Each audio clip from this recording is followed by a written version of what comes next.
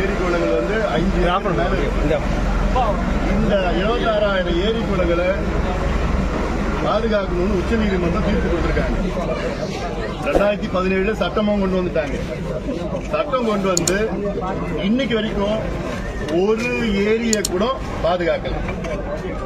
ஒரு ஏரி கூட 26,880 ஏரியில தமிழ்நாடு அரசு ஒண்ணு கூட பாதுகாக்கல, வரைமுறை செய்யல, விதிகளுக்கு கொண்டு வரல. அதனால என்ன ஆகும்? ஏரி காணாம போயிடும், ஆக்கிரமிப்பு, குப்பையை கொட்டுவாங்க, கழிவு கொட்டுவாங்க, எல்லாம் முடிஞ்சிடும். ஏரியில தான் நம்ம மக்கள் வாழ முடியும்.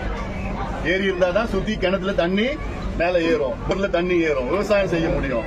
எவ்வளவு இப்ப பிச்சாவரம் இருக்குதுங்க. இது வந்து சதுப்பு நிலம், அது மேங்க்ரோவ் ஃபாரஸ்ட், அலையாத்தி காடுகள், எவ்வளவு பறவைகள் வருது. பறவைகள் வர்றதுனால இங்க டூரிஸ்ட் நிறைய வராங்க.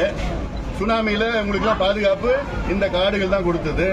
இதெல்லாம் நம்ம பாதுகாக்கணும். இந்த பகுதியெல்லாம் பாதுகாக்கிறதுக்காக வந்திருக்கிறேன். எல்லாம் சொல்லுங்க, எல்லாம் வரவங்க சொல்லுங்க. சுத்தமான பள்ளி பையன்